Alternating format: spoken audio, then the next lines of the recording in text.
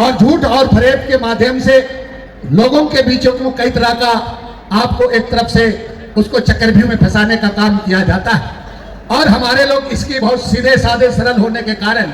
राजनीतिक चक्रव्यूह में आकर हम चीजों को समझने का प्रयास नहीं करते हैं।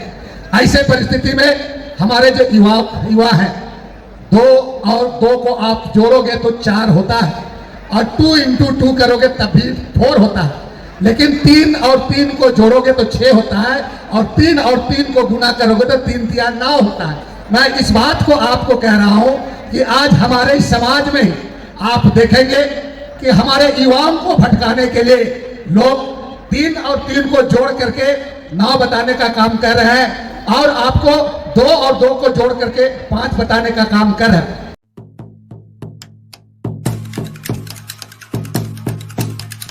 किसी भी समाज या देश के लिए युवाओं का एक बहुत महत्वपूर्ण स्थान होता है और कोई भी सकारात्मक और नकारात्मक चीजों को सही दिशा में ले जाने के लिए युवाओं की भूमिका बहुत महत्वपूर्ण होती है। हमारे आदिवासी समाज में हमारी संस्कृति, हमारी परंपरा और इसके साथ साथ हमारी जो व्यवस्था है, हमारी जो स्वशासन व्यवस्था, इन तमाम चीजों के बारे में आज इन युवाओं को और विशेषकर हमारे युवाओं की जिम्मेवारी आज ज्यादा एक तरफ से जिम्मेवारी बढ़ी है। आप हमारी जो सांस्कृतिक परंपरा के साथ साथ हमें अपने आप को विशेषकर आप लोगों में जो जिम्मेवारी है, ये केवल महाउत्सव के माध्यम से ही नहीं बल्कि हम संगठित होकर के अपने समाज के बारे जो चुनौतियां हैं उन चुनौतियों को भी स्वीकार करते हुए हमको बहुत जिम्मेवारी से बारीकी से आगे बढ़ने की जरूरत। कलाकार बंधुओं, आप सभी को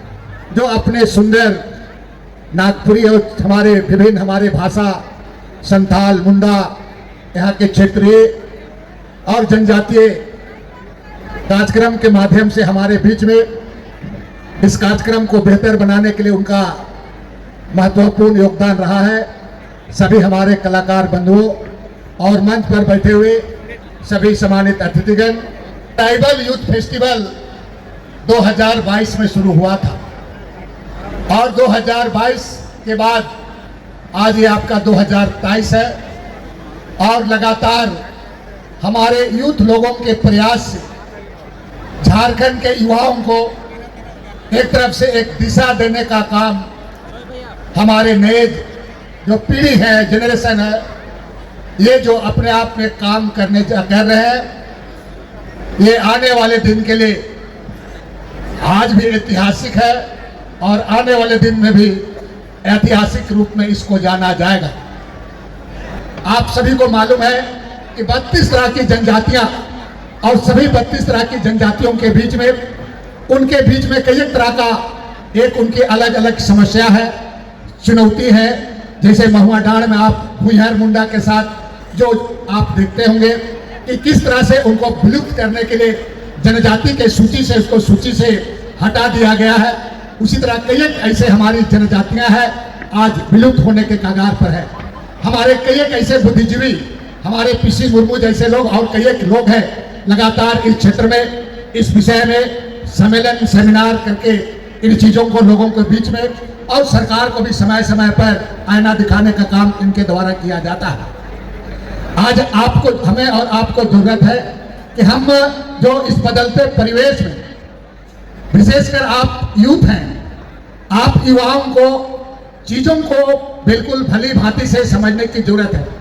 बाजार में कई ऐसे चीज झूठ और फरेब की चीज भी बिक्री होती है और झूठ और फरेब के माध्यम से लोगों के बीचों को कई तरह का आपको एक तरफ से उसको चक्रव्यूह में फंसाने का काम किया जाता है। कि आज जो ये आप यूथ फेस्टिवल के माध्यम से आप नए पीढ़ी हो, आपके कंधे में बहुत बड़ी जिम्मेवारी है। आप समाज को किस दिशा में ले जाओगे, आप चाहे पॉलिटिकल क्षेत्र में आप जाते हैं या तो अन्य क्षेत्रों में आप जाते हैं, तो इन सब तमाम चीजों को आपको समझने की और उसको विशेषकर उसको जानने की जरूरत है। मैं युवाओं को विशेष रूप से कहना चाहूंगा और एक उदाहरण देना चाहूंगा। आज जो व्यापार करता है, हम नौकरी चाकरी के साथ हम बिजनेस व्यापार में भी करें, लेकिन एक चीजों को आपको समझने की आवश्यकता है, और वो क्या है कि आप जो बिजनेस करता है उसको आप देखते होंगे, विशेषकर मारवाड़ी लोगों को, और जो लोग व्यवसाय करता है वो लोग, उनके पास 50 लाख अगर पैसा आया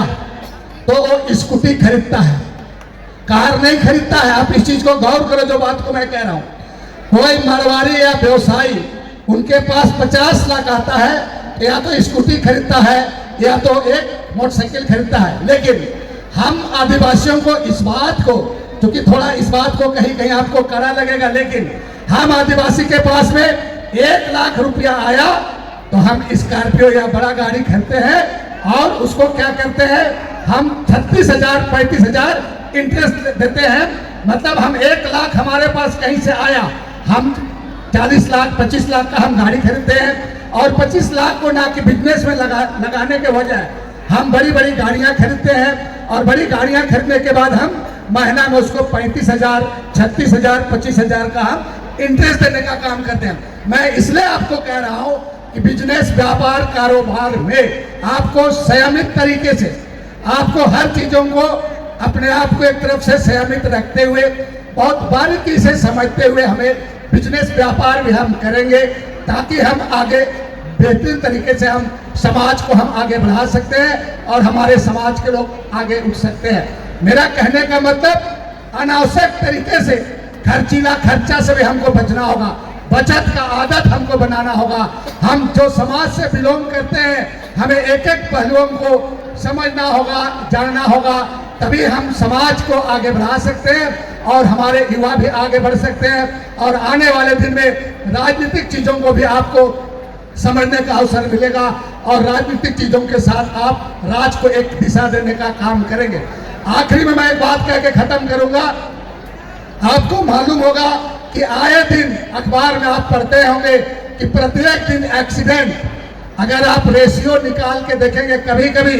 हम अपने इलाके में जाते हैं और वहां से रेशियो निकालते हैं तो महीना में कम से कम 15 लोगों का हादसा से, एक्सीडेंटल केस से आपका लोग मरते हैं। और इसके पीछे सिर्फ और सिर्फ कारण क्या रहता है कि हम एक तो हम गलत तरीके से